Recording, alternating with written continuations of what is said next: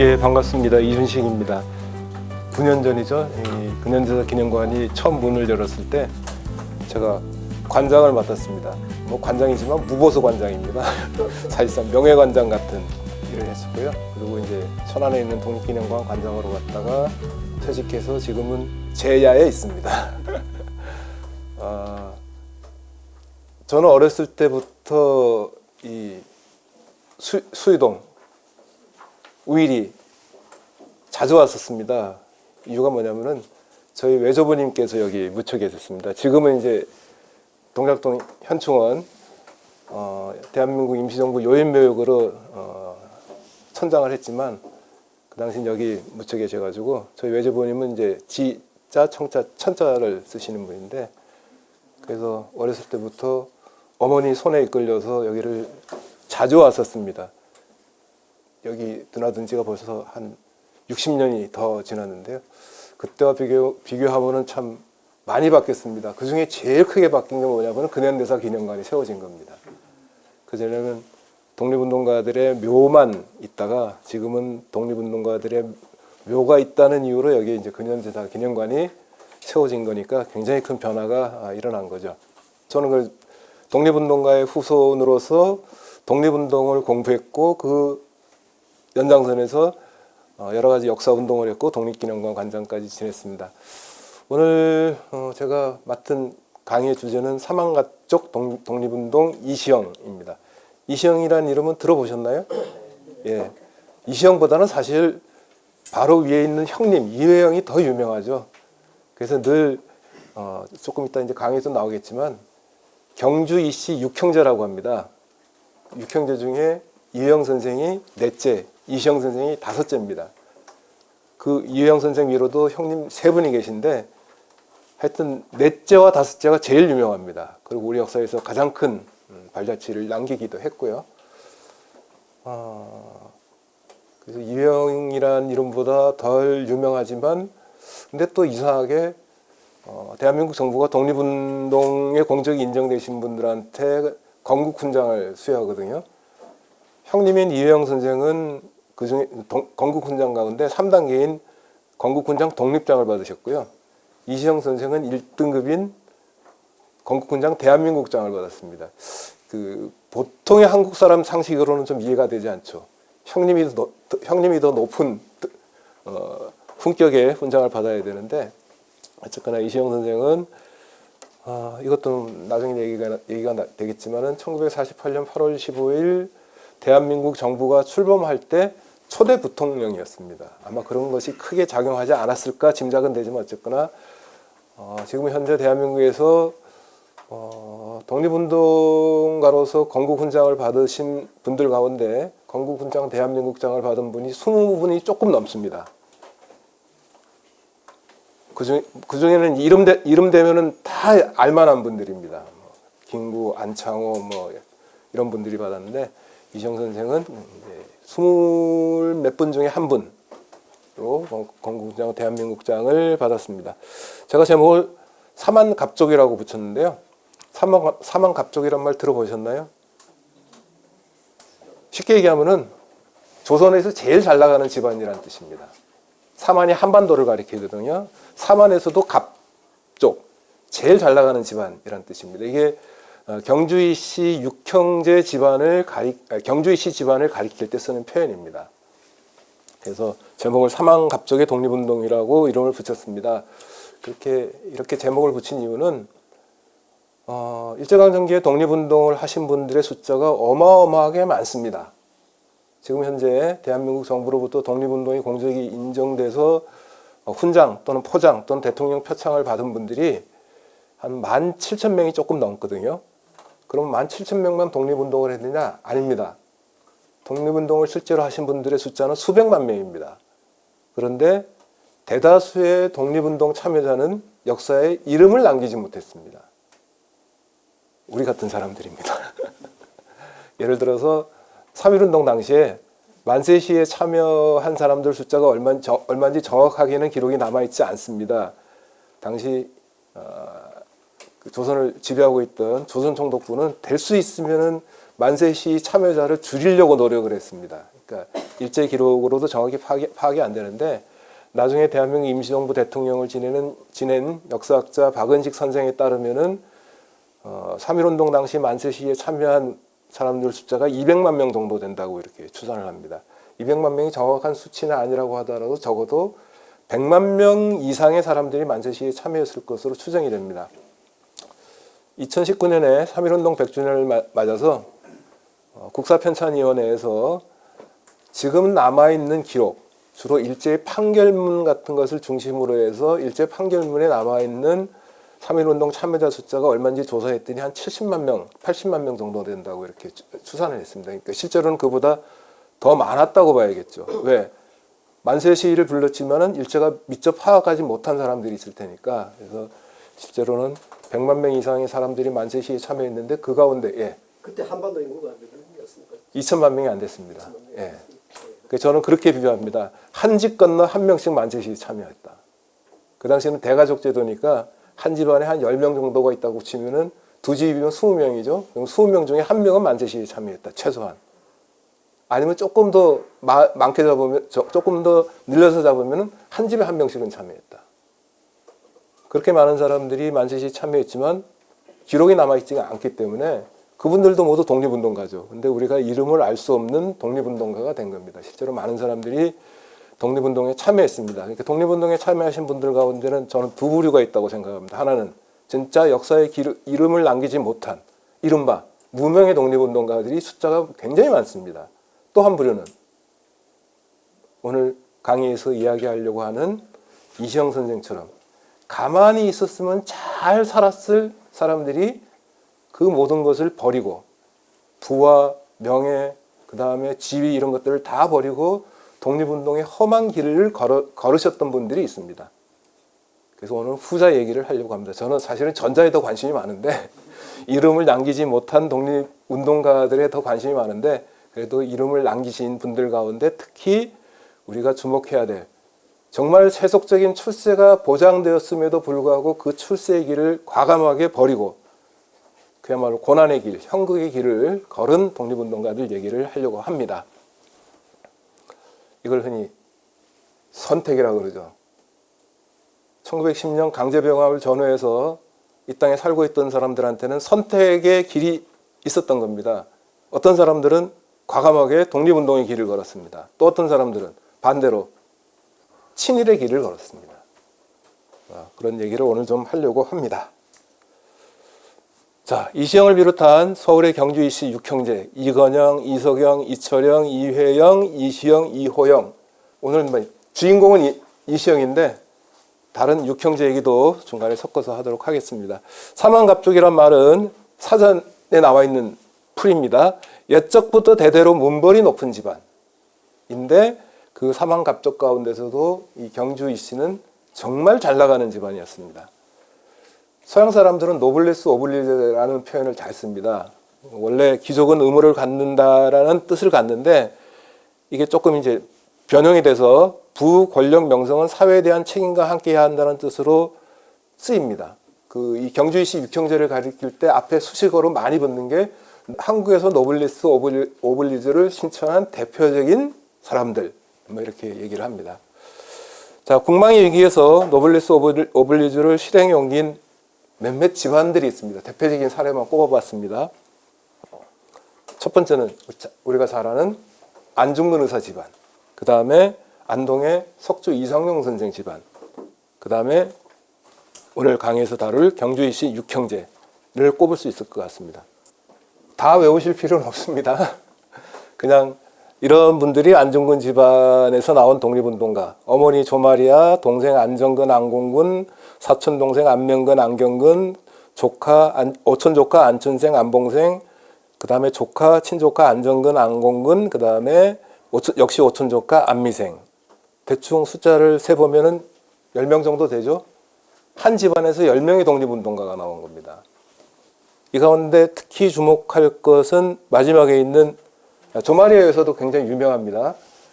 그 예능 프로그램인 무한도전에서 한번 소개를 해가지고 굉장히 유명해졌는데 주목해야 될 것은 마지막에 나와 있는 안미생이라는 분입니다. 그 안중근 의사에게 오촌 조카가 되는데 김구 선생의 며느리입니다. 왜 김구 선생이 며느리가 됐느냐? 김구 선생이 원래 동학 접주 출신입니다. 그러니까 황해도에서 동학농민혁명이라 했을 때 황해도에서 해주성을 공격하는데 앞장을 섰습니다. 근데 공격이 끝난 다음에 수배가 됩니다. 체포대장이 됩니다. 그래서 도망을 다니다가 피신한 곳이 어디냐면은 안중근 아버지 집이었습니다. 안태훈이라는 분인데, 안태훈은 뭐 명문이라고는 할 수 없지만 어쨌거나 그 지방에서는 꽤 잘 나가는, 지방에서 잘 나가는 게 주로 진사 이런 사람들이죠. 안진사 댁이었습니다. 그래서 안태훈이라는 분이, 안중근 의사의 아버지가, 원래 안태훈은 동학 토벌군이었습니다. 자기는 동학을 반대했지만 김구 선생의 사람이 뛰어나다는 것을 알아보고 숨겨줍니다. 그러면서 안중근 집안과 인연을 맺게 됐고, 그 인연이 나중에 안중근 집안의 안중근 의사의 조카를 며느리로 맞는 단계까지 나아갔다. 뭐 그런 것을 보여주기 위해서 소개를 합니다. 저 사진 가운데 나와 있는 게 잘 아시는 것처럼 백분 김구 선생이고요. 그 옆에 한복을 입고 있는 여성, 활짝 입고 있는 여성이 안미생 여사입니다. 그다음에 안동의 고성희 씨, 이상용 선생 집안. 여기도 숫자를 세보면 대충 10명이 넘습니다. 그렇죠? 이상용 선생 본인을 비롯해서 동생, 오천당숙, 아들, 손자, 손주, 며느리, 뭐 조카, 뭐 이렇게 쭉 해가지고 뭐 매부, 처남 이렇게 다 합하면은 10명이 넘습니다. 고성희 씨는 안동에서 굉장히 유명한 양반 집안입니다. 여러분 안동에 임청각이라는 데 가보셨습니까? 예, 안동 임청각입니다. 임청각은 원래 99칸 집입니다. 조선시대 99칸 집이 뭘 의미하냐면은 100칸의 집을 지을 수 있는 건 왕밖에 없습니다. 그러니까 왕 다음으로 힘 있는 집이란 뜻입니다. 양반이 100칸 집을 지으면은 모반을 꾀한다 그래가지고 처벌을 받습니다. 양반이 최대로 지을 수 있는 집칸수가 99칸이거든요. 그러니까 제일 안동에서 잘 나가는 집안이었다는 뜻입니다. 지금도 안동에 가면은 임청각에 가면 사당이 있는데 그 사당에 특이하게도 신주가 없습니다. 원래 양반 집안에서 정말 신주단지 모시듯 하는 게 신주거든요. 양반 집안에서 제일 귀중하게 생각하는 게 신주입니다. 조상이 신주입니다. 근데 임청각에 가면은 사당에 신주가 없습니다. 이상용 선생이 만주로 망명을 하면서 신주를 땅에 파묻습니다. 이제부터는 효를 못합니다. 효 대신에 이상용 선생이 선택한 게 뭡니까? 충입니다. 원래 전통 유교에서는 효가 충보다 앞섭니다. 효충이거든요. 근데 이상용 선생이 그 순서를 바꿉니다. 이제 충을 위해서 효를 포기한다. 그래서 신주를 땅에 파묻었고 지금도 임청각에 가면 신주가 없습니다. 이런 결기를 가지고 망명길에 올랐고 나중에 이상용 선생은 대한민국 임시정부의 국무령까지 됩니다. 조금 이따 소개할 신흥무관학교라는 독립군 간부 양성기관의 설립자이기도 합니다. 경주이시 육형제처럼 가만히 있었으면 잘 살 수 있었던 분들이 과감하게 그런 세속적인 부명예 지위 다 버리고 독립운동의 길에 나섰다는 것을 보여주는 사례입니다. 자료를 보시면 될 것 같고요. 한마디로 광복을 되찾지 않으면, 독립되지 않으면 이 땅에 다시 돌아오지 않겠다라는 각오를 다지는 그런 시입니다. 이시영 집안. 네. 그 임청각에 신주를 묻고 네. 이렇게 충을 일수했다고 네. 보셨는데요. 네. 지금 이제 독립을 하고 네. 대한민국 독립을 하고 그렇게 됐는데 왜 신주를 다시 모시지 않았습니까? 뭐 신주를 못 찾았을 수도 있고요. 저는 그거보다 더 적극적으로 그야말로 그 이상용 선생의 뜻을 살리려면 지금 굳이 신주를 다시 찾아가지고 신주를 모실 이유가 없는 거죠. 저는 그렇게 해석을 합니다. 찾으려고 했는데 못 찾았는지, 아니면 아예 찾으려는 시도를 하지 않았는지 모르겠으나 지금도 신주가 없다는 것이 이상용 선생의 애국 정신을 보여주는 한 상징이라고 생각을 합니다. 이시영 집안, 아까 말씀드린 육형제, 그 다음에 이유영 선생의 부인인 이은숙 여사, 그 다음에 이시영 선생의 아들, 그 다음에 그 이시영 선 형제들의 아들들 해가지고 역시 한 10명 이상 되는 독립운동가가 배출이 됐습니다. 실제로는 이보다 숫자가 더 많습니다. 왜냐하면 조금 이따 소개할 신흥무관학교를 졸업한 규자 돌림의 형제들, 사촌들이 꽤 있는데 이분들은 신흥무관학교를 졸업한 이후에 행적이 밝혀지지 않아서 독립운동가로 서원이 되지 않았을 뿐이지 신흥무관학교를 졸업했다는 것 자체가 이미 독립운동의 길에 들어섰다는 것을 의미하기 때문에 실제로 이보다 숫자가 더 많았을 것으로 생각이 됩니다.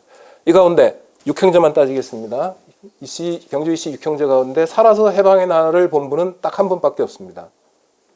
당연히 이시영 선생밖에 없습니다. 다른 5분은 다 해방의 날을 모집 못하고 돌아가셨습니다. 특히 4분은 해외에서 돌아가셨습니다. 이분들 가운데 유해가 어디 있는지 모르는 분들도 있습니다.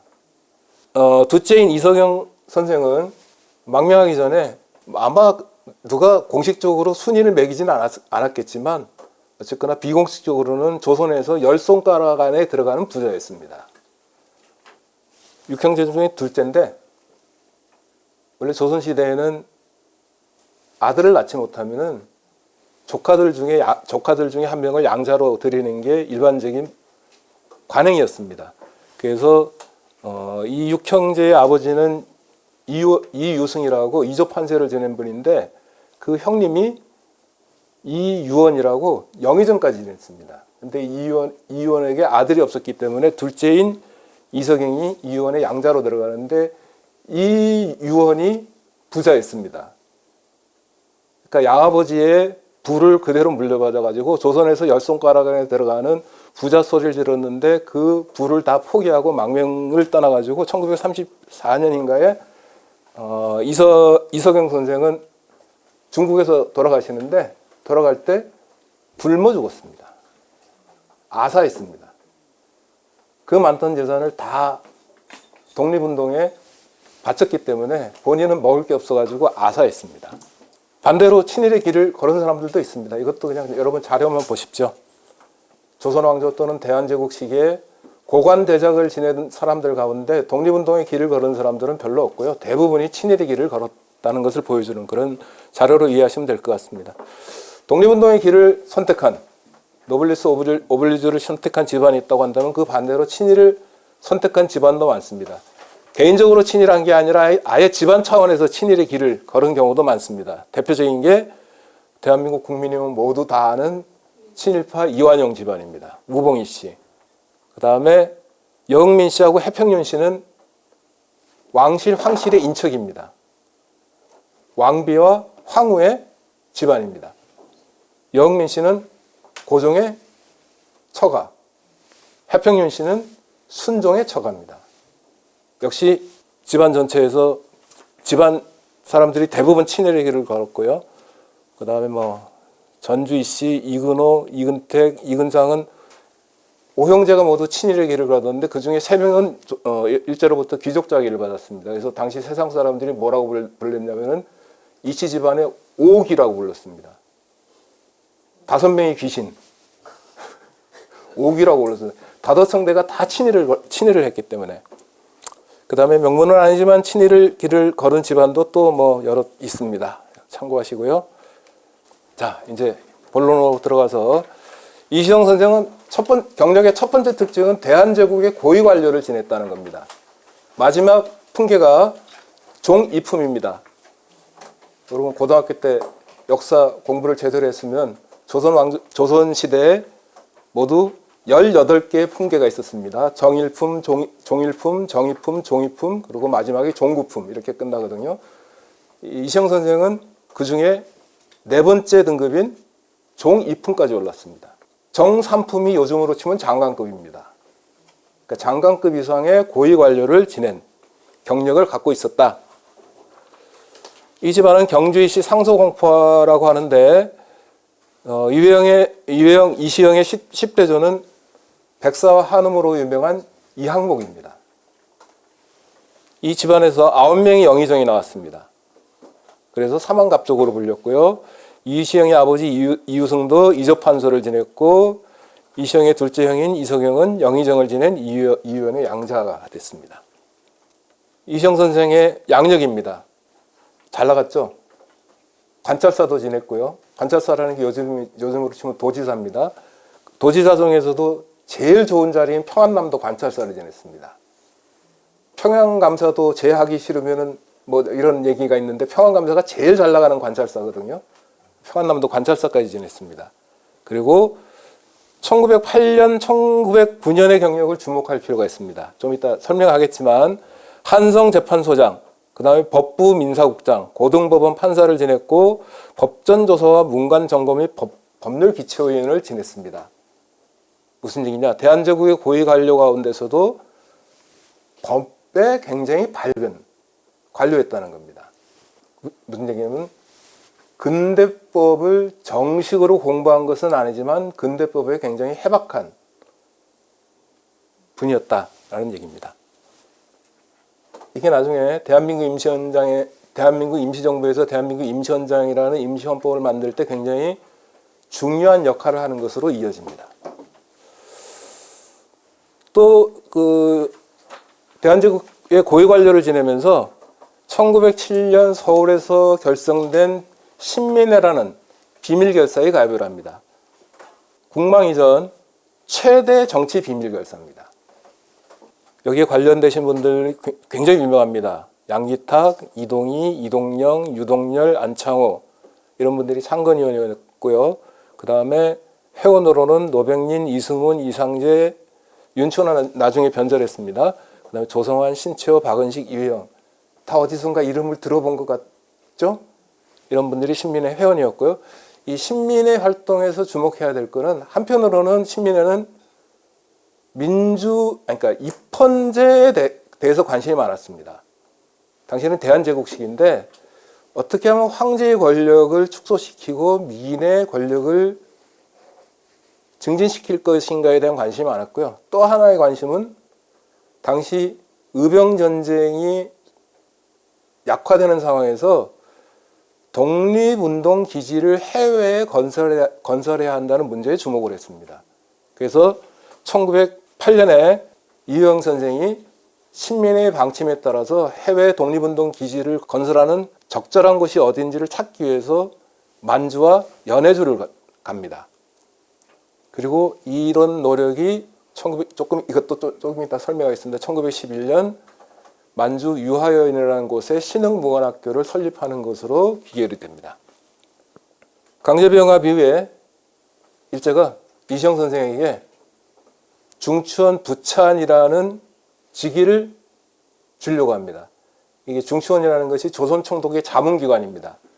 그러니까 큰 권력은 아니지만 어쨌거나 조선인이 차지할 수 있는 굉장히 중요한 자리였거든요. 그 부찬이라는 직위로 말하자면 유혹을 했는데 그냥 이시영 선생은 망명을 해버립니다. 그리고 1910년 강제병합 이후인 1910년 12월 이시영 육형제 회합에서 넷째인 유혜영 선생이 제안을 합니다. 어떤 제안이냐? 망명하자. 좀 이따 발언의 전부를 한번 같이 보겠습니다. 그러면서 급하게 재산을 처분합니다. 요즘 보려면 급매를 합니다. 그렇다고 해서 막대한 재산을 한꺼번에 처분하면 일제가 눈치를 채겠죠. 그래서 치밀하게 급매를 합니다. 한 달이, 두 달이, 세 달이 건너가는 방식으로 매각을 해서 모은 돈이 40만 원입니다. 정확하게 요즘 돈으로 환산이 되지는 않지만 하여튼 일부 연구자들은 지금 현재 화폐로 계산을 하면 약 600억 원 정도가 되지 않을까라고 추산을 합니다. 어마어마한 돈을 마련해가지고 가는데 육형제에게 남은 돈은 결과적으로는 별로 없었습니다. 다 독립운동 과정에서 쓴 겁니다. 육형제 초상화고요. 이 초상화를 그리는 이유는 사진을 남기신 분이 별로 없습니다. 이휘영 선생이 몇 장, 그 다음에 이시영 선생이 조금 더 많이 남겼고 다른 분들은 사진을 남기지 못했습니다. 그래서 초상화로 대치합니다. 이시영 선생 육형제가 망명을 하기 전에 형제 회의를 하는 모습을 그린 일종의 상상모입니다. 원본은 독립기념관에 전시되어 있습니다. 이 자리에서 이휘영 선생이 한 말, 제가 빨갛게 표시된 부분만 읽어보겠습니다. 당당한 명문 호족으로서 차라리 대의가 있는 곳에 죽을지언정 외적치하에서 노예가 되어 생명을 구차히 도모한다면 이는 짐승과 어찌 다르겠는가. 노예처럼 살으니 차라리 우리 망명하자라는 뜻입니다. 그래서 근역에서 하던, 근역이라는 게 한반도를 가리킵니다. 근역에서 하던 모든 활동을 만주로 옮겨 실천하려고 한다. 그러니까 형제들이 내 말을 받아달라고 하니까 형제들이 다 동의를 해가지고 결국은 육형제가 망명을 하게 됩니다. 이건 후대의 사람이 남긴 그 박창하라는 나중에 해방 후에 이시영 선생이 부통령을 할 때 비서관을 지낸 분이 나중에 남긴 기록인데요. 망명할 때의 모습입니다. 일제에게 들키지 않기 위해서 가는 곳이 어딘지 감추고 출발했다. 저기 나오죠. 큰 집은 작은 집으로, 작은 집은 사글세로, 이런 식으로 부동산을 팔았다는 겁니다. 그 다음에 중요한 것은 이영 선생 육형제가 망명하기 전에 집에 딸려있던 노비들을 다 풀어줍니다. 굳이 망명하면서 노비들을 묶어놓을 필요가 없으니까 노비들한테 이제 너네는 자유민이다. 가고 싶은 대로 가라. 그런데 그 노비들이 대부분 같이 망명을 합니다. 그래서 가족과 옛 노비들을 모아서 망명을 하는데 이것도 한꺼번에 옮기면 한꺼번에 이동을 하면 눈에 띄니까 여기 기록에 나와 있는 것처럼 6개 내지 7으로 나눠가지고 갔다. 뭐 그런 얘기입니다. 그리고 망명할 때 이시영 선생이 한 다짐입니다. 다시 나라의 주권을 되찾을 때까지는 난 다시 돌아오지 않겠다. 주권을 되찾은 다음에 돌아오겠다라는 그런 다짐입니다. 이 시간으로부터는 별별 고초와 역경을 당하더라도 하늘을 원망하고 남을 탓하지 아니하리라. 자신의 선택이라는 겁니다. 내가 기꺼이 고난의 길을 걷겠다. 이시영 선생이 망명할 때 40대였습니다. 해방돼서 돌아올 때는 이미 70대의 고령입니다. 제가 이 말씀을 왜 드리냐면 이시영 선생이 이제 주로 활동한 게 1919년 이후에는 주로 대한민국 임시정부에서 활동을 했습니다. 대한민국 임시정부에 대해서 사람들이 갖고 있는 일종의 오해가 있는데요. 해방될 당시에 대한민국 임시정부의 요인들 사진을 보면은 다 할아버지들입니다. 그러니까 그 임시정부에 대해서 늙고 완고한 사람들이 활동한 무대가 대한민국 임시정부라는 착각을 하는데요. 대한민국 임시정부가 처음 출범할 때 그 주역이 됐던 분들은 20대, 30대, 40대였습니다. 한참 활발하게 활동하던 분들이 임시정부를 만들었고 그 가운데 상당수는 해방의 날을 보지 못하고 중국에서 돌아가셨고 살아계신 분들이 해방의 날을 맞이해서 돌아왔습니다. 그분들이 돌아올 때는 젊어야 60대, 많으면 70대입니다. 그러니까 다 노인들이 돼서 돌아온 거죠. 그러니까 노인의 모습으로 찍힐 수밖에 없습니다. 사진이. 그 모습을 보고 임시정부는 노인들이 하던 활동이라고 생각하면 큰 오해라는 말씀을 드립니다. 망명하고 난 다음에 이시영 선생 육형제가 제일 먼저 한 일이 지금의 길림성, 유하연, 삼원보, 추가가라는 곳에 지금은 추가가라는 지명을 쓰지 않고 홍성촌이라는 지명을 쓰고 있습니다. 홍성이라는 건 붉은 별이거든요. 그러니까 중국 공산당이 정권을 잡고 난 다음에 마을 이름이 바뀌는데 어쨌거나 추가가라는 곳에서 경학사라는 단체를 만듭니다. 경학사의 경은 농경할 때의 경입니다. 학은 배울학입니다. 이건 무슨 단체냐면은 앞으로 여기에서 우리가 민족교육기관을 만들려고 하는데 그 민족교육기관을 지원하는 단체를 만들겠다는 것이었습니다. 그 민족교육기관이 바로 신흥무관학교입니다. 그리고 1911년 6월 10일 추가가에서 신흥강습소, 처음에는 무관학교라는 이름을 쓰지 못했습니다. 이것도 역시 미리 말씀을 드려야겠네요. 중국이나 만주에서 독립운동을 하는 것은 망명객의 독립운동입니다. 남의 땅에서 독립운동하는 겁니다. 남의 나라에서 독립운동하는 겁니다. 비유하자면 아프가니스탄 난민이 대한민국에 와서 아프가니스탄의 민주회복운동을 하는 겁니다. 근데 예를 들어서 난민들이 들어와가지고 우리 사관학교 만들어가지고 아프가니스탄의 젊은 청년들을 무장을 시키고 군사훈련 시키겠다고 하면 대한민국 국민들이 그 용납하겠습니까? 안 되죠. 똑같습니다. 이 당시에 만주나 중국에 가서 독립운동을 한다는 것은 중국 정부는 물론이고 중국 사람들로부터도 환영받지 못하는 일이었습니다. 그런 걸 전제로 해서 이해할 필요가 있습니다. 그러니까 무관학교라는 이름으로 학교를 열 수가 없습니다. 무관학교를 허락할 리가 없습니다. 그래서 처음에는 강습소라는 형태로 시작을 합니다. 그래서 신흥강습소라는 이름으로 시작을 했습니다. 여기서 신흥무관학교 교명 신흥의 의미는 이런 겁니다. 신민의 신, 그리고 다시 일어난다는 흥. 그래서 합쳐서 신흥강습소라는 이름을 짓습니다. 다시 일어나는 구국투쟁의 주체는 청년입니다. 그리고 다시 일어나는 구국투쟁의 방향은 독립전쟁입니다. 신흥강습소에서 앞으로 독립전쟁에 참여할 독립군의 간부를 양성하겠다는 것을 목표로 했습니다. 그래서 군사교육기관입니다.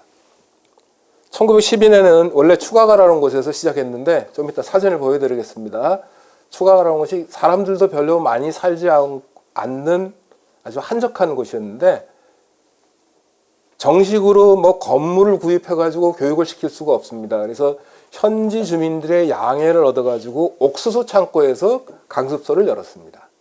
근데 신흥무관학교가 출범하고 난 다음에 아름아름 알려져가지고 신흥강습소, 신흥무관학교를 찾아오는 학생들 숫자가 늘어나니까 좁은 곳에서 교육을 시키기가 힘들다고 판단해서 1912년에 통화의 함야라는 곳에 새로운 교사를 만들어서 이동을 합니다.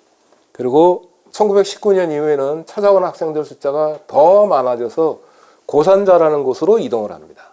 여기는 안 적어놨습니다. 주로 이시영 선생의 활동만 갖고 쓰려고 했기 때문에 이시영 선생은 1913년 9월 신변의 위협으로 베이징으로 갑니다. 일제가 이시영 선생을 암살하려고 한다, 이시영 선생을 체포하려고 한다는 소문이 여러 걸로 들리니까 신변의 위협을 느껴서 베이징으로 갑니다. 1913년 9월부터는 이시영 선생은 신흥무관학교에 관여를 하지 않습니다. 근데 함야에 있을 때 이시영 선생은 신흥무관학교의 교장이었습니다. 이 건물은 이시영 선생 형제들이 거주했을 것으로 추정되는 추가가의 한 건물입니다. 저 뒤에 보이는 산이 있죠. 저 뒤에 보이는 산이 대고산이라고 아까 자료집에 이름이 나왔습니다. 경학사가 출범한 곳입니다. 저 대고산 산꼭대기에서 조선 사람들이 모임을 갖고 망명객들이 모임을 갖고 경학사를 출범시켰고요. 그 다음에 이 대고산은 신흥강습소의 학생들이 군사훈련을 받는 곳이기도 했습니다. 저 산 밑에 보면은 저 사람들이 쭉 가고 있는 방향으로 작은 지붕이 보이죠. 거기가 신흥강습소가 있던 곳입니다. 지금은 건물은 남아있지 않습니다. 그 터만 남아있습니다. 저 건물은 나중에 지어진 건물입니다. 그리고 이건 함야. 저 뒤에 산등성이 쭉 따라서 노란 표시가 되어 있죠. 저 일대 모두 신흥무관학교에 교사가 있었을 것으로 추정이 됩니다. 당시 신흥무관학교 교관을 지낸 분의 회고에 따르면 저 산등성에 20채 내지 30채의 건물이 있었다고 합니다. 꽤 많은 학생들이 저기서 군사훈련을 받았다는 것을 알 수 있는 거죠. 신흥무관학교 얘기를 조금 더 하겠습니다. 이시영 선생의 활동에서 독립운동에 주목되는 것은 신흥무관학교 6자와 대한민국 임시정부 8자이기 때문에 신흥무관학교 얘기를 조금 더 하겠습니다. 신흥무관학교는 역사상 어떤 의미를 갖냐면 어떤 분이 이렇게 정리를 했습니다. 신흥무관학교 이전의 무장투쟁이 신흥무관학교로 흘러들었고 신흥무관학교 이후의 무장투쟁이 신흥무관학교에서 흘러나왔다. 신흥무관학교는 무장투쟁 독립전쟁에서 저수지와 같은 역할을 한 곳이다. 뭐 이렇게 평가를 했습니다. 신흥무관학교 설립자는 이시영 육형제 그리고 아까 말씀드린 안동의 석주 이상용 선생, 그 다음에 안동의 김동삼, 김대락 이런 분들이고요. 그 다음에 신민의 이동영, 양기탁 이런 분들입니다. 신흥무관학교 교사는 여준, 윤기섭, 박찬익, 이세영이라는 이름에 표시를 한 이유는 이세영은 이순신 장군의 종손입니다. 이장령, 김창환, 신동천 이렇게 또 표시를 한 이유는 저 세 분은 대한제국 군인 출신입니다. 그 다음에 지청천, 김경천 또 다른 색깔로 표시한 이유는 저 두 분은 일본 육군사관학교를 졸업한 일본군 장교 출신입니다. 신동천, 지청천, 김경천 세 분 이름이 천자로 끝나죠. 그 세 분의 이름이 천자로 끝나기 때문에 당시 사람들이 뭐라고 불렸냐면 남만삼천이라고 불렀습니다. 남만주라는 게 만주의 남쪽이라는 뜻이죠. 당연히 남만주는 지금 현재 중국 동북 삼성 가운데 연영성에 해당하는 지역입니다. 이게 남만주라는 곳은 원래 조선 사람들이 많이 살지 않는 곳이고 동만주라는 곳에 조선 사람들이 많이 살았는데 그래서 조선 사람들이 많이 살지 않는 곳에 일부러 신흥보관학교를 세웠습니다. 이유는 뭐겠습니까? 일제히 감시에서 벗어나셨기 때문에. 당시 동만주의 핵심 지역이 용정이거든요. 용정에 가장 유명한 게 뭐냐면은 일본 총영사관입니다. 대한제국 시기에 일제가 을사늑 계약으로 대한제국의 외교권을 뺏어가죠. 그래서 대한제국을 대신해서 청나라와 협정을 맺습니다. 이걸 간도협약이라고 합니다. 왜냐하면 간도가 당시 대한제국과 청나라 사이에 영토 분쟁이 있었거든요. 대한제국은 한국 땅이라고 그러고 청나라는 청나라 땅이라고 그러고 영토 분쟁이 있었습니다. 그때 일제가 대한제국을 대신해서 간도협약을 맺으면서 간도를 소유한 주인은 청나라라고 인정을 해줍니다. 그때부터 간도는 이제 한국 땅이 아닌 것으로 됐습니다. 대신에 간도는 청나라 땅인데 대신에 간도에 살고 있는 조선 사람들에 대한 통치는 일제가 행사하는 것을 청나라가 허락하는 것으로 협약을 맺었습니다. 당시 만주에서도 조선 사람들이 제일 많이 살고 있는 곳이 간도였거든요. 그러니까 동만주에 제일 많이 살고 있었습니다. 그러니까 동만주에 간도 협약을 맺으면서 간도의 중심 지역인 용정에 총영사관을 세웁니다. 이 총영사관에 딸린 게 뭐냐면은 경찰입니다. 간도가 중국 땅이라고 인정을 했으니까 군대는 못 보냅니다. 대신에 영사관에 딸린 경찰을 보냅니다. 이 경찰이 간도 일대의 조선 사람들을 탄압하는, 독립운동을 탄압하는 천병 역할을 합니다. 그러니까 동만주에 간도에 무관학교를 세우면 다 바로 일제히 탄압을 받습니다. 그래서 간도 총영사관에 감시가 미치지 않는 남만주에다가 간도에서 멀리 떨어진 곳에다가 신흥무관학교를 세웠습니다. 어쨌거나 당시 만주에 살고 있는 동포들이 부른 노래입니다. 곡은 전해지지 않습니다. 가사만 전해집니다. 나르는 홍범도 뛰는 김자진, 남만주 삼천이면 산천초목도 두려워 떤다. 당시 독립전쟁의 지도자들을 그린 겁니다. 묘사한 겁니다. 말하자면 만주에 살고 있는 우리 동포들이 독립전쟁 또는 독립전쟁 지도자에 대해서 갖고 있던 마음, 기대, 희망 이런 것들을 보여주는 가사인데요. 어쨌거나 이 남만 삼천이 교관으로 활동하던 것이 바로 신흥무관학교입니다. 신흥무관학교 출신 이름을 쭉 적었습니다. 여기서 제일 유명한 사람은 아무래도 김원봉이겠죠. 김원봉 이런 분들이 이름이 있고요. 그 다음에 김학규 장군은 나중에 대한민국 임시정부의 군대인 한국광복군의 지대장을 지냈고요. 그 다음에 쭉 여러분 이것도 이름 참고하시면 될 것 같습니다. 졸업생은 한 3,500명 정도로 추정이 됩니다. 수료자까지 포함해서. 처음에는 40명 정도의 입학생이 있었습니다. 근데 1920년 신흥무관학교가 문을 닫을 때까지 신흥무관학교를 거쳐간 젊은이의 숫자는 한 3,500명 정도로 추정이 됩니다. 그 가운데서 이름이 확인되는 것은 저도 관여를 해서 신흥무관학교 인명록을 만들기 위해서 조사를 열심히 했는데 이름이 확인되는 것은 채 10%가 되지 않습니다. 왜? 신흥무관학교가 학생들 명부를 작성한 적이 없거든요. 왜? 학생 명부를 작성하면 그걸로 바로 탄압을 받습니다. 예, 그래서 학생 명부를 작성한 적이 없기 때문에 전체 학생 명단은 알 수 없지만 대체로 한 3,500명 정도가 신흥무관학교를 거쳐간 것으로 추정이 됩니다. 이 가운데 일부는 끝까지 독립운동의 중심에서 활동하면서 이름을 남겼고요. 아까 소개한 신흥무관학교의 졸업생이 대표적인 경우가 바로 그렇습니다.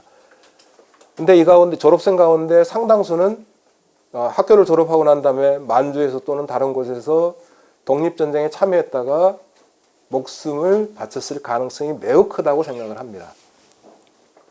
신흥무관학교 졸업생의 진로를 보면은 첫 번째로 할 수 있는 것은 신흥무관학교나 관련 교육기관에서 교사 또는 교관으로 활동하는 겁니다. 두 번째는 직접 독립전쟁에 총을 들고 참여하는 겁니다. 세 번째는 국내와 만주에서 군자금 모집 또는 학생 모집 활동을 벌인 겁니다. 그럼 네 번째는 의열투쟁에 참여하는 겁니다. 간단히 소개하고 넘어가겠습니다. 사람 이름이 쭉 나와 있는데 다 외울 필요 없습니다. 이렇게 많았다는 것만 알면 됩니다. 만주 일대에서 독립운동의 후속 세대를 양성하는 활동에 참여한 졸업생들의 숫자가 졸업생들 자료로 확인되는 졸업생은 이 정도 됩니다. 그 다음에 군자금 모집 또는 학생 모집 활동의 사례도 굉장히 많습니다. 뭐 만주에서도 군자금 모집 활동을 하지만 국내에 들어와서 군자금 모집 활동을 하다가 발각이 돼서 체포되면 일제는 중형을 언도합니다. 대개 판결문에는 강도 사건 이렇게 나와 있습니다. 강도 사건. 여기 또 이순신 장군의 종손이 또 나오네요. 졸업했는데 이순신 장군 사당을 지키기 위해서 국내로 귀국을 합니다. 그러면서도 신흥무관학교 활동을 지원하기 위해서 충무공 재앙을 위한 위토를 저당 잡혀서 빌린 돈을 만주에 군자금으로 보냅니다. 그 다음에 또 하나가 이제 의열투쟁. 유명한 의열단은 신흥무관학교를 거쳐간 젊은 사람들이 만든 단체입니다. 신흥 입학, 신흥 졸업 이렇게 써놨습니다. 김원봉은 입학한 것은 확인되는데 졸업한 것은 확인되지 않습니다. 아마 중간에 그만둔 것으로 추정이 됩니다. 의열단 말고도 의열투쟁에 직접 나선 신흥무관학교 졸업생이 또 더 있습니다. 독립전쟁에 직접 참여한 경우는 더 많습니다. 그 가운데 제일 유명한 졸업생은 최찬이라는 분입니다. 가명은 백광훈입니다. 미칠광자 구루문자. 이름이 범상치 않죠? 자기 가명을 미칠광자를 붙여서 지었습니다. 여기는 참의부 제1중대장 경력까지만 써놨는데 이 참의부는 정식 이름이 따로 있습니다. 육군 주만 참의부입니다. 이 육군은 뭘 말하냐면 대한민국 임시정부 육군을 말합니다. 그러니까 참의부는 대한민국 임시정부와 직접 연계된 정말 이례적인 만주 독립군 부대였는데 이 최찬은 이 참의부의 최고 지도자였습니다. 그리고 전사했습니다. 차철리, 최석준, 김동만 이런 이병화 이런 분들 이름이 보이고요. 그 다음에 신흥무관학교 졸업생들이 참여한 게 바로 봉오동 전투와 청산리 전투입니다. 봉오동 전투에도 참전을 했고요. 청산리 전투에는 더 많이 참전했습니다. 이범석 장군이 청산리 전투로 굉장히 유명한데 이범석 장군은 졸업생은 아닌데 신흥무관학교 교관이었습니다. 이범석 장군은 특이한 경력을 갖고 있는데 중국 군관학교 출신입니다. 1910년대 중국으로 망명해서 독립운동을 하려고 하는데 독립운동을 하기 위한 길로 찾아낸 게 군인이 되는 것이었습니다. 근데 만주가 아닌 중국 관내 지역에서 독립군이 되는 길은 사실 없었습니다. 당시만 하더라도. 그래서 주위 사람들의 권유에 따라서 운남 강무당이라는 운남성에 있는 군관학교에 입학을 합니다. 그리고 운남 강무당을 졸업한 다음에 대한민국 임시정부의 소개를 받아가지고 만주로 가서 신흥무관학교 교관이 됐습니다. 그 다음에 졸업생들 가운데는 강근호, 박영희, 백종열 뭐 이런 분들은 다 청산리 전투의 한 주역인 대한군정서 또는 북로군정서 군의 중간 간부급이었습니다. 조금 과장해서 얘기하면은 특히 청산리 전투는 신흥무관학교 졸업생들이 없었다면은 벌어지지 않을 전투였을 수도 있습니다. 왜 그러냐면은 김자진 장군이 이끄는 북로군정서, 대한군정서가 신흥무관학교에 교관 파견을 요청합니다. 그래가지고 신흥무관학교에서 정식으로 교관을 파견합니다. 이범석 이런 분들을 파견합니다. 그리고 북로군정서 안에 사관연성소라는 것을 만듭니다. 신흥무관학교와 비슷한 성격을 갖고 있는 독립군 중간간부 양성을 위한 사관연성소를 만들었고 이 사관연성소를 거쳐간 사람들이 청산리 전투에서 일선 소대장급으로 활동을 했습니다. 그러니까 청산리 전투에 굉장히 중요한 기여를 한 게 신흥무관학교의 졸업생들이었다 이렇게 이해하면 될 것 같습니다. 특이한 사례도 있습니다.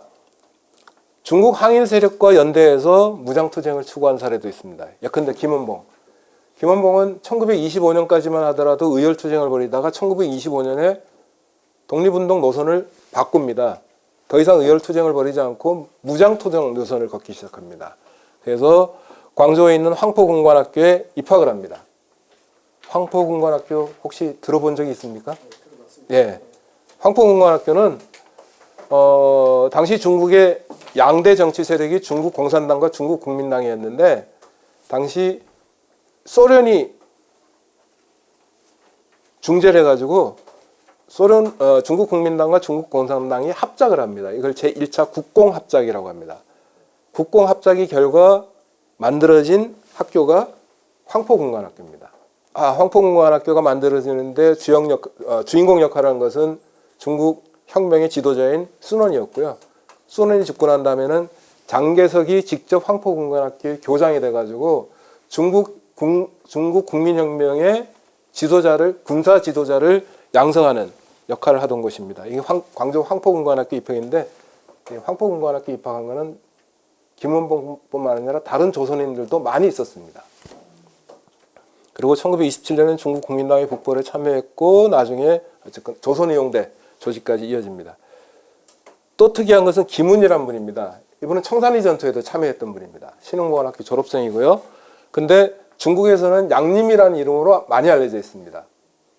중국의 혁명 열사입니다. 우리가 독립유공자를 기리는 것처럼 중국에서는 혁명 열사를 기리는데 중국의 혁명 열사에 들어가 있는 분입니다. 북로군정소 사관연성소 교관을 지냈고요. 청산리 전투에 참전했고 무슨 이유에서인지 나중에 아까 얘기한 운남 강무당을 찾아가서 운남 강무당을 졸업합니다. 그리고 황포군관학교 교관을 지냈고요. 나중에 중국 공산당 입당해서 간부로 활동하다가 1936년 유명한 중국 공산당 홍군의 대장정 과정에서 일본군과 전투를 벌이다가 전사합니다. 그리고 신흥문학교는 1940년 9월 17일 중국 충칭에서 출범한 대한민국 임시정부의 한국광복군으로까지 이어집니다.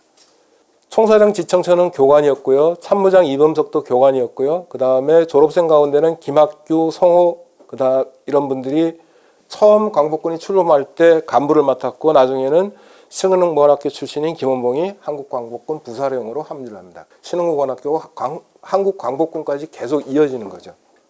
자, 넘어가겠습니다. 두 번째 이시영 선생을 상징하는 8자는 대한민국 임시정부입니다.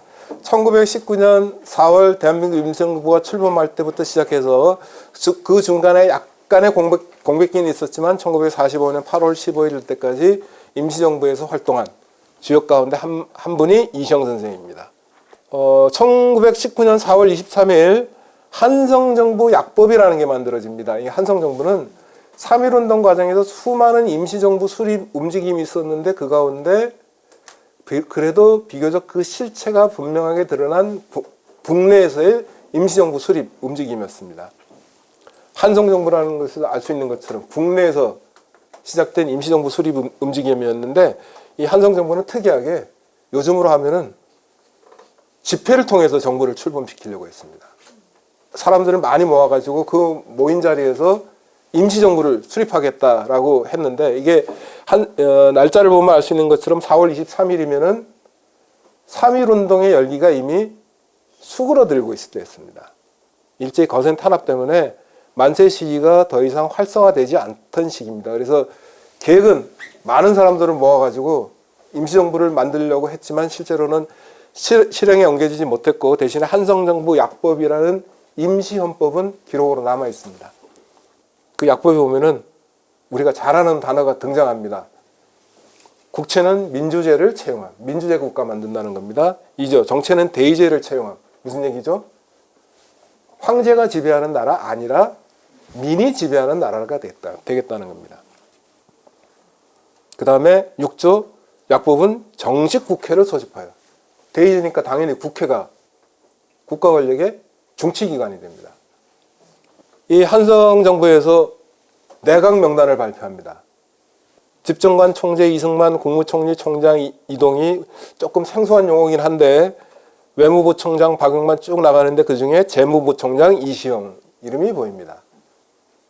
한성정부 내각의 일원이었습니다. 물론 본인의 동의를 얻어서 저 명단에 올린 건 아닐 겁니다. 어쨌거나 적어도 저 내각 명단을 짤 때 이시영 선생이 이미 대표적인 독립운동가 가운데 한 사람으로 손꼽히고 있었다는 사실을 알 수 있습니다. 그리고 그보다 앞선 4월 11일 중국 상하이에서 대한민국 임시정부가 출범을 합니다. 대한민국 임시정부에서 대한민국 임시원장이라는 임시헌법을 만드는데 이 임시원장의 재정을 주도한 사람들 가운데 한 분이 이시영 선생이었습니다.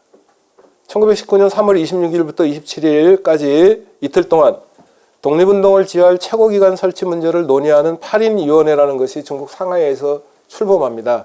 그 8인위원회 가운데 한 분이 이시영 선생이었습니다. 그리고 1919년 4월 10일 임시의정원 첫 회의가 열립니다. 1919년 4월 10일 밤 10시에 임시의정원 첫 회의가 열리고 그 다음날 임시의정원 첫 회의가 끝나면서 대한민국 임시정부의 수립을 선포합니다. 그래서 지금 현재 대한민국 임시정부 수립 기념일이 1919년 4월 11일로 되어 있습니다.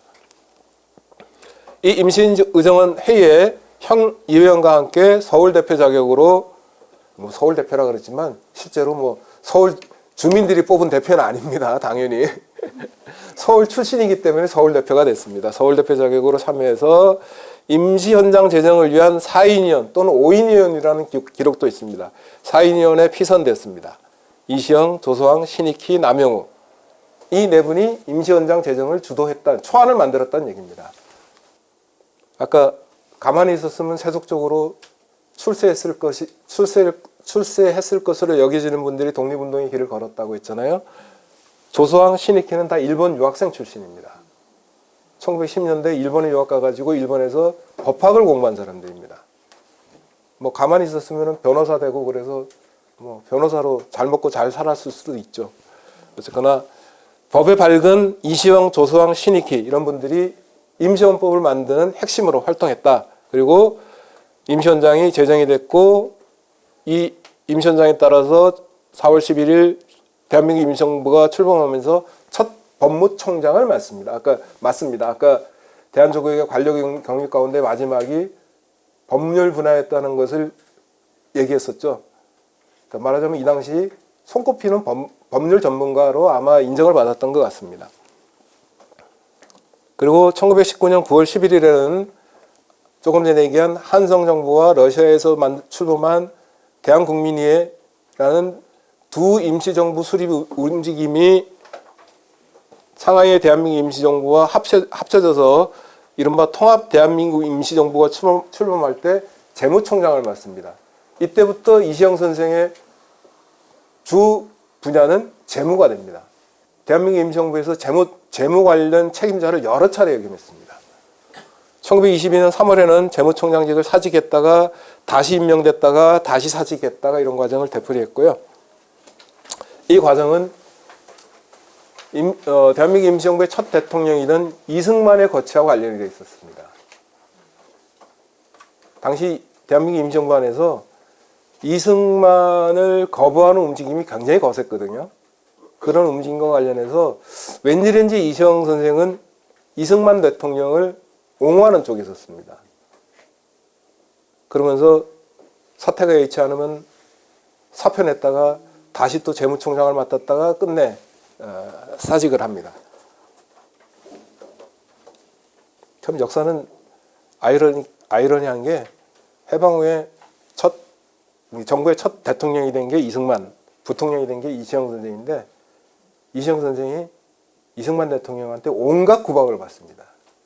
부통령으로 인정을 안 합니다. 부통령과 상의를 하지 않습니다. 이승만 대통령의 성격이 좀 그렇거든요. 사실은 이때 임시정부 안에서 이승만 대통령 막 탄핵하자는 얘기가 나오는 이승만 대통령을 옹호한 게 이시영 선생이었거든요. 그래도 대통령으로 인정해야 된다라고 옹호를 했는데 나중에는 이시영 선생과 이승만 대통령이 완전히 입장이 달라져서 결국은 이시영 선생이 부통령직을 사임합니다.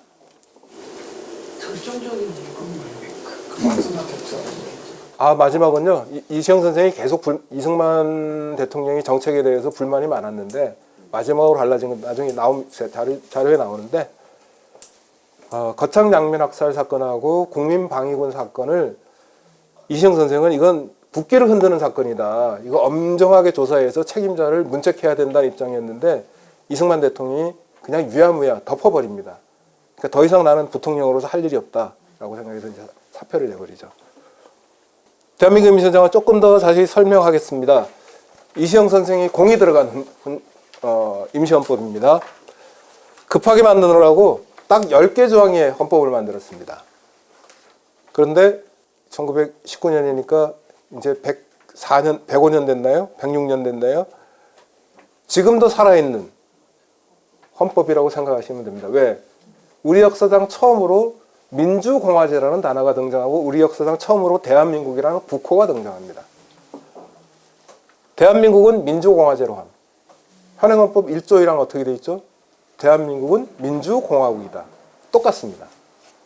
공화제가 공화국으로 바뀌었을 뿐이지 똑같습니다. 그리고 우리 역사상 처음으로 민국이라는 형태의 국가가 등장한 겁니다. 1910년 나라의 주권을 빼앗겼을 때는 나라 이름이 뭐였죠? 대한제국입니다. 대한제국은 민이 주인인 나라가 아니라 황제가 주인인 나라입니다. 그러니까 황제가 병합조서에 사인하면 그걸로 나라의 주권이 넘어가는 겁니다. 왜? 내가 갖고 있는 주권을 일본 천황에게 넘겨버렸으니까. 그래서 나라의 주권이 넘어간 거거든요. 대한제국이 주권을 넘길 때 국민들한테 물어본 적이 없습니다. 국민투표한 적 없습니다. 그냥 황제가 병합조서에 뭐 지금 역사학자들은 그 가짜 사인이라고 하지만 도장을 찍는 순간, 옥새를 찍는 순간 넘어가는 거거든요. 왜? 대한제국의 유일한 주권자는 황제이기 때문에. 근데 불과 9년 뒤에 상하이에서 출범한 대한민국 임시정부는 대한민국을 선포합니다. 이제 황제의 나라가 아니라 민의 나라다. 국민의 나라다. 당신이 인민이라는 표현을 더 많이 썼습니다. 인민의 나라다. 그래서 대한민국은 민주공화제로 함. 그 다음에 대한민국은 임시정부가 임시의정원의 결의에 의하여 통치함. 뭐죠? 이권분립입니다. 임시의정원이라는 국회와 정부가 통치하는 겁니다. 임시정부가 통치하는데 그냥 통치하는 것이 아니라 국회의 결의에 따라서 통치하는 겁니다. 대한민국 임시정부 안에도 사법부가 있긴 있었습니다. 근데 사법부의 존재는 미미했고요. 그 다음에 3조가 중요합니다. 대한민국의 인민은 남녀 귀천 및 빈부의 계급이 없고 일체 평등함. 귀천이 없고 이거는 이해할 수 있습니다. 왜? 이미 1894년 가보개혁 당시에 이미 신분제는 철폐가 됐거든요.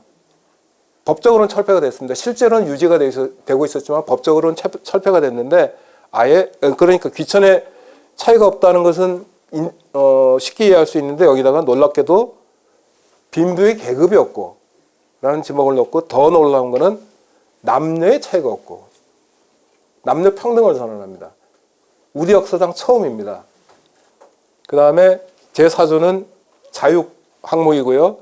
그 다음에 제5조는 권리입니다. 권리 가운데 딱 하나만 언급하고 있습니다. 뭐죠? 참정권입니다. 선거권 및 피선거권. 뭐 다른 권리도 있었겠지만 이 임시헌정에서는 참정권만 언급을 했는데 3조하고 5조를 합하면 어떻게 됩니까? 3조는 남녀 평등이라고 그랬죠. 그 다음에 5조는 대한민국의 인민으로 공민 자격이 있는 자는 모두 참정권이 있다 그랬죠. 그러면 어떻게 됩니까? 여성 참정권을 인정한 겁니다.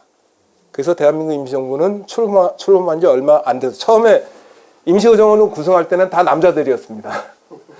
그런데 1920년이 되니까 첫 여성 임시의정원 의원을 선출합니다. 양한나라는 분입니다. 1920년대 초부터 여성 참정권을 실제로 실행에 옮겼습니다. 그래서 간헐적이긴 하지만 해방될 때까지 임시의정원에 여성의원이 계속 존재했습니다. 제가 한번 통계를 해봤더니 1940년대 임시의정원의 여성의원 비율이 지금은 국회 여성의원 비율이 많이 높아졌습니다. 한 10년 전, 20년 전에는 비교해봤더니 그 당시 여성의원 비율보다 임시의정원의 여성의원 비율이 더 높았습니다. 그 다음에 의무정, 그 다음에 제7조는 신의 의사에 의하여 건국한 정신, 이게 왜 들어갔는지 잘 모르겠는데 어쨌거나 신의 의사라는 단어가 들어가고 그 다음에 마지막 그 뒤에 보면은 인류의 문화 및 평화에 공헌하기 위해 국제연맹에 가입함.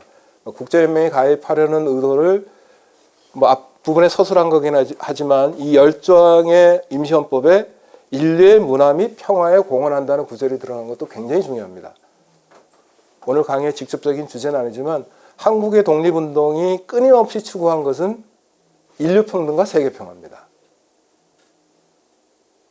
인류평등과 세계평화입니다. 우리는 인류의 평등과 세계평화를 위해서 독립운동을 하는 것이다. 단지 우리 민족이 해방되기 위해서 독립운동하는 것이 아니라 우리 민족의 독립이 우리 민족의 해방이 곧 인류평등과 세계평화에 공헌하는 지름길이라고 생각하고 우리는 독립운동하는 것이다라는 것이 독립운동가들의 정신에 박혀있는 기본적인 것이었습니다. 그 다음에 제구조도 놀랍습니다. 10조항짜리 헌법 만들면서 이걸 왜 넣었을까 싶을 정도로 놀라운 조항입니다. 생명형, 신체형 및 공창제를 전폐함. 공창제를 전폐한다는 건 요즘 말로 하면 여성의 몸을 상품화하는 것을 안 하겠다는 선언이고요. 그 다음에 놀라운 것은 생명형 폐지입니다. 요즘 말로 하면 사형 폐지입니다. 예, 10조까지 있는데 다 소개한 게 아니라 중요한 것만 했습니다. 그렇게 해석하는 사람도 있는데요. 예, 그렇게 해석하는 사람도 있는데 어쨌거나 저거는 명확하진 않습니다. 뭐 연구자들에 따라서는 그렇게 해석하는 사람도 있는데 이 임시정부 수립할 때 이미 대전교 신자가 된 독립운동가들이 여러 있었기 때문에 뭐 그랬을 것이라고 주장하는 사람도 있고요. 또 임시원장이 제정되는데 중요한 역할을 한 조소왕 선생은 대종교가 아니라 자기가 종교를 만들었습니다. 육성교라는 종교를 만들었거든요.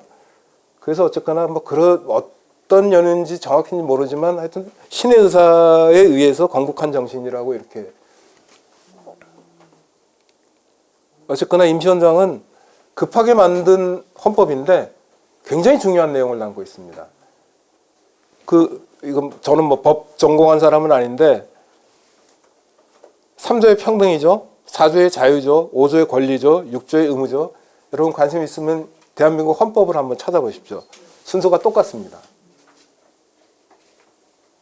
어쨌거나 중요한 거는 대한민국이라는 나라 이름을 처음 정했다는 겁니다. 해방 후에 국회에서 헌법 만들면서 이른바 재헌헌법을 만들면서 제일 먼저 논란이 된 게 나라 이름 정하는 거였습니다.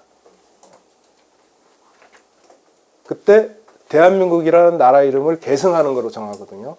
이미 상하이에서 출범한 대한민국 임시정부가 대한민국을 선언했기 때문에 그 나라 이름을 우리가 계속해서 사용한다. 그래서 재헌헌법을 만들면서 대한민국이라는 국호를 계속 쓴 겁니다. 자, 이제 사진 감상을 좀 하겠습니다. 대한민국 임시정부가 처음으로 쓴 임시정부 청사입니다. 사진으로만 남아 있습니다. 건물은 없습니다. 이 첫 청사라는 것을 알 수 있는 게 청사에 걸려있는 태극기입니다. 대한민국 임시정부는 이 첫 청사에서만 태극기를 걸고 활동을 했습니다. 태극기를 걸고 활동하다가 쫓겨납니다. 왜 쫓겨나느냐? 태극기를 걸었다는 이유로.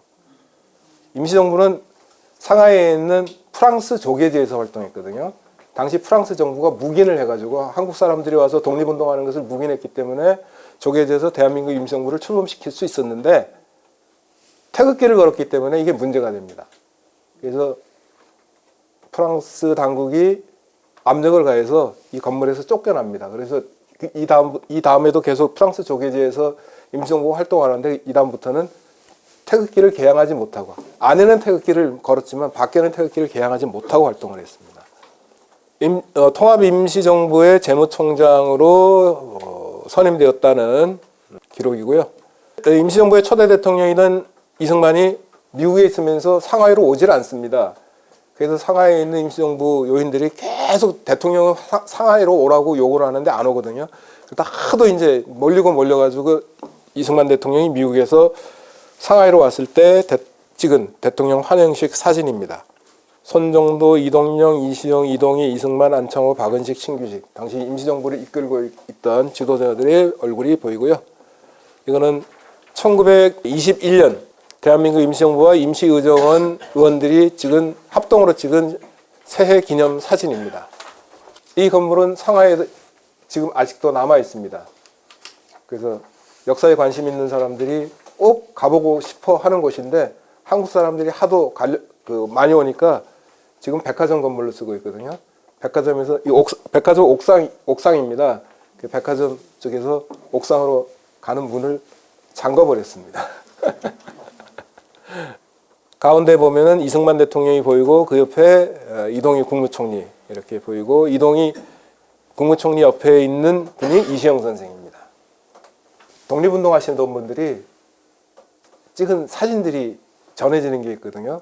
그 사진에 그 담겨 있는 메시지가 많습니다. 여담으로 제일 앞열에는 이렇게 다 바닥에 앉아 있죠.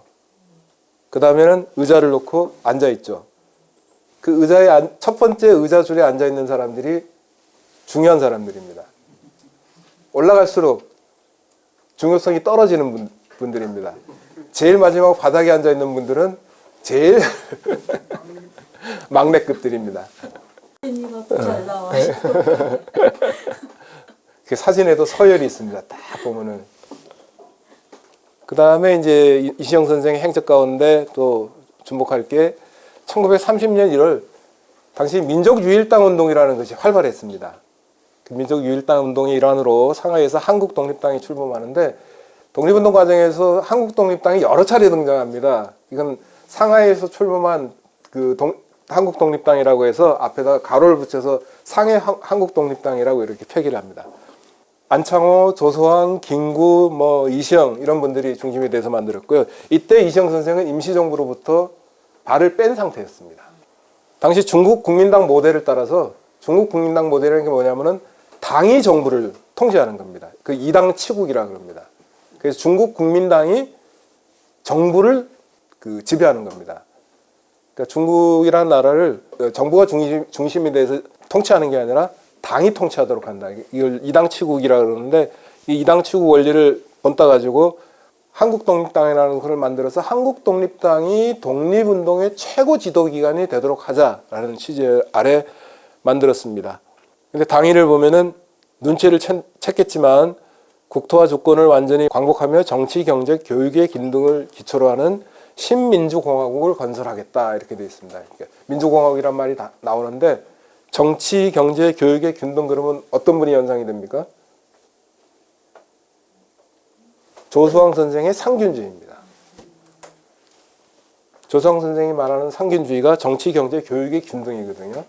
그래서 이 한국독립당의 당위를 놓고 해석이 분분합니다. 이제 많은 사람들이 조수왕 선생의 상균주의가 아마 이론적인 기초가 됐을 것이라고 주장하고 또 어떤 분들은 표현은 다르지만 당시 안창호 선생이 주장하던 대공주의와 비슷하다. 그래서 대공주의가 기초가 됐을 것이다 이렇게 얘기를 하는데 어쨌거나 이런 당위를 갖고 있는 한국독립당이 만들어지는데 이시영 선생은 발기 및 이사로 참여를 합니다.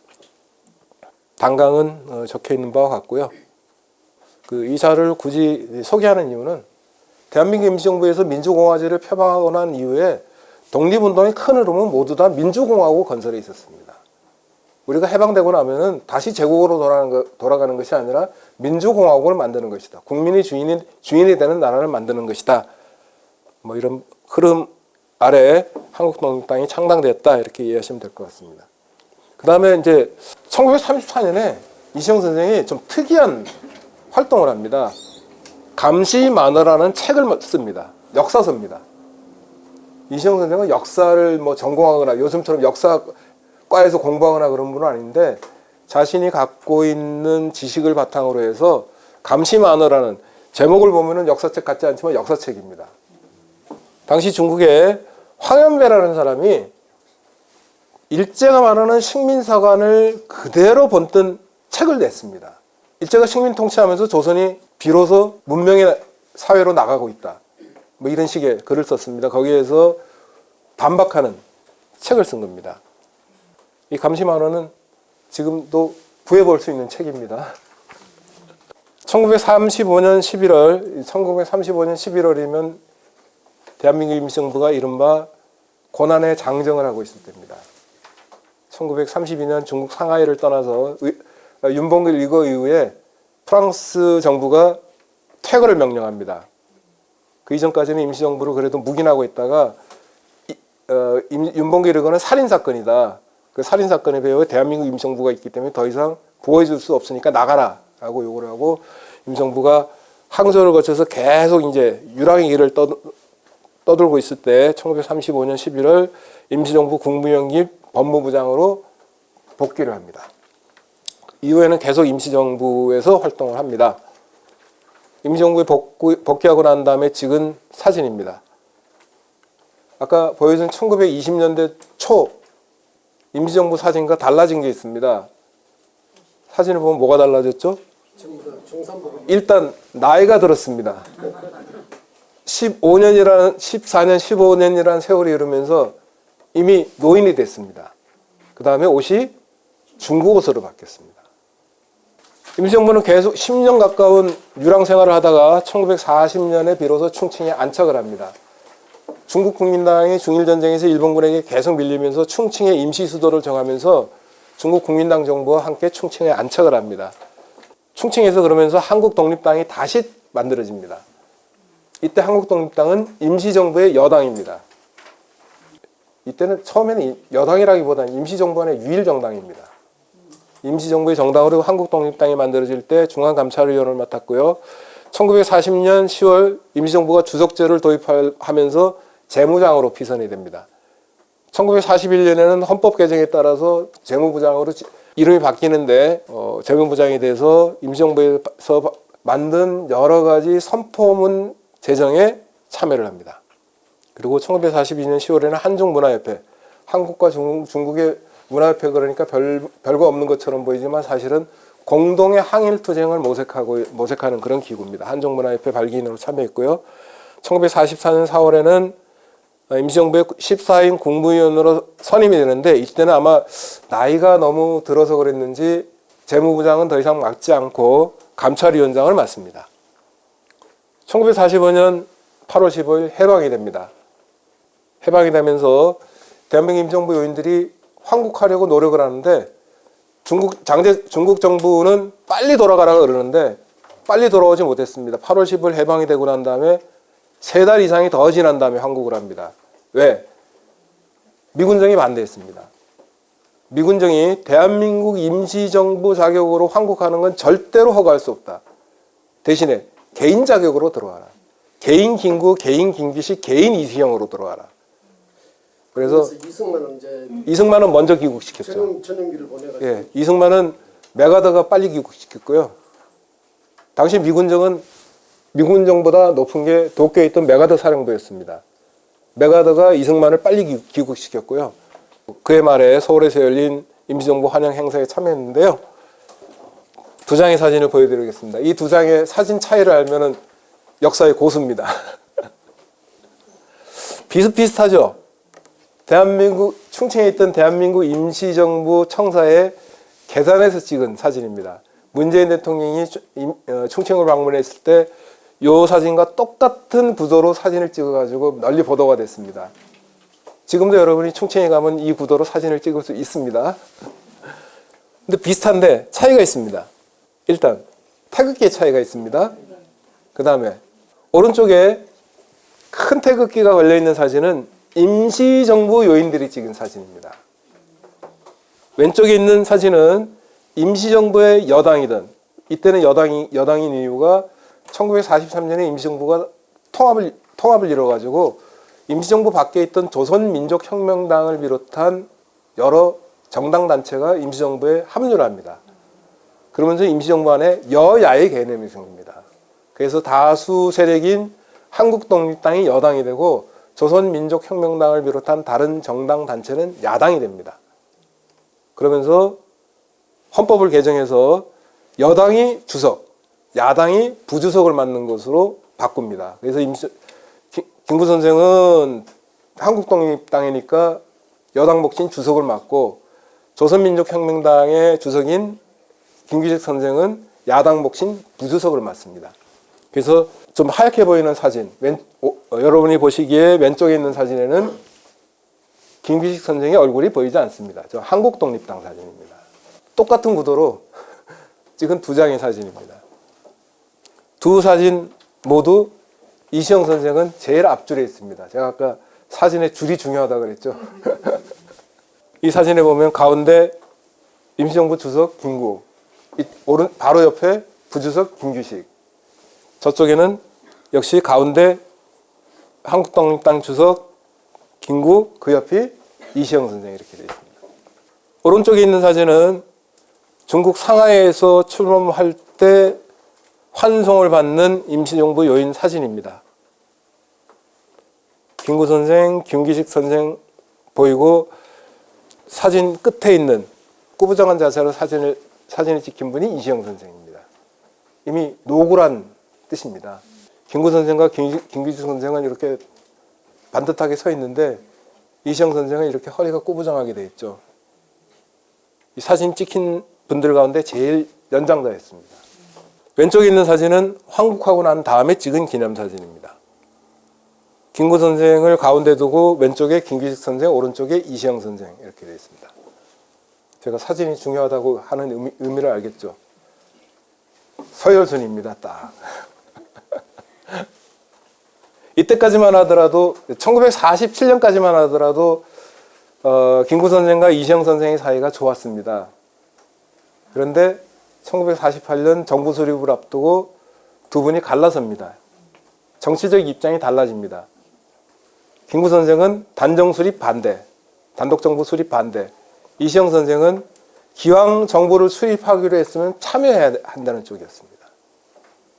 그래서 정치 노선이 달라지면서 두 분이 갈랐습니다. 1948년 8월 15일 대한민국 정부가 수립될 때 이시영 선생은 부통령이 됩니다. 직접 선거로 부통령으로 뽑힌 건 아니고 국회의 간접 선거로, 국회의원 선거로 부통령이 됩니다. 그래서 아까 나중에 부통령직을 사임했다고 했는데 사임도 그래서 국회의장 앞으로 사임을 합니다. 왜냐하면 국회에서 선출했기 때문에. 1951년에 거창 양민 학살 사건과 국민 방해군 사건이 일어나는데 이 사건을 처리하는 이승만 정부를 비판하면서 부통령직을 사임했고 1952년에는 대통령 선거에도 직접 출마했는데 표를 얼마 얻지 못했습니다. 이승만 후보, 조봉암 후보, 이시영 선생 이렇게 나왔는데 제가 알기로는 조봉암 후보보다 표를 더 얻지 못했습니다. 그리고 1953년 4월 17일 아직 전쟁 중이던 53년 4월 17일 서거하셨습니다. 유언은 장례식 크게 치르지 마라. 애초에는 정릉에 묘소를 썼다가 1964년에 수의리로 이장을 했습니다. 왜 이장을 했는지는 모르겠습니다. 부통령으로 활동할 때 사진인데 역시 나이가 들었다는 것을 쉽게 확인할 수 있죠. 국민장 사진입니다. 지금 현재 우리는 독립운동가 이시영을 어떻게 기억하고 있는가? 일단 수일에 묘가 있습니다. 남산에 가면은 백범광장이 있습니다. 제가 아까 말씀드렸죠. 두 분이 오랫동안 1919년부터 1945년까지 그래도 잠깐의 짧은 기간을 제외하고는 같이 임시정부에서 활동을 하셨기 때문에 거의 평생 동지라고 할 수 있는데 해방 후에는 정치 노선이 달라서 정치적 지향성이 달라서 갈라서긴 했지만 어쨌거나 백범광장에 이시영 선생 동상이 있습니다. 경기도 남양주시에 가면은 왜 이름을 저렇게 붙였는지 모르겠는데 왜 굳이 리멤버라는 영어를 썼는지 모르겠는데 전시관입니다. 이 리멤버 1910에 빚을 잇는 손이라는 조각품이 전시되어 있습니다. 6개의 손이 마주 닿고 있는 겁니다. 6개의 손은 뭘 상징하겠습니까? 이 남양주가 경주시 6형제 중에 둘째인 이석영 선생이 땅을 많이 갖고 있던 곳입니다. 그래서 남양주시에서 그것을 기리기 위해서 이석영 선생 기념사업을 지금 굉장히 활발하게 하고 있습니다. 이석영 선생 이름을 딴 공원도 만들고 이석영 선생을 기념하기 위한 이런 전시관도 만들고 하고 있는데 그 전시관에 경주시 6형제를 상징하는 6개의 손을 만들고 그 위에 지금 현재를 살고 있는 6사람의 손을 만든 겁니다. 그래서 과거와 현재가 만나는 저 여섯 개의 손은 제가 알고 있기로는 박찬호 선수, 박세리 선수 이런 한국에서 굉장히 잘 나가는 사람들, 유명한 사람들. 그러니까 현재와 과거가 지금 손을 맞잡고 있다. 우리 현재가 과거를 결코 잊지 않겠다, 역사를 잊지 않겠다는 것을 보여주기 위한 그런 전시물입니다. 손 색깔이 대조적이죠. 예, 이상으로 오늘 강의는 마치겠습니다. 고맙습니다.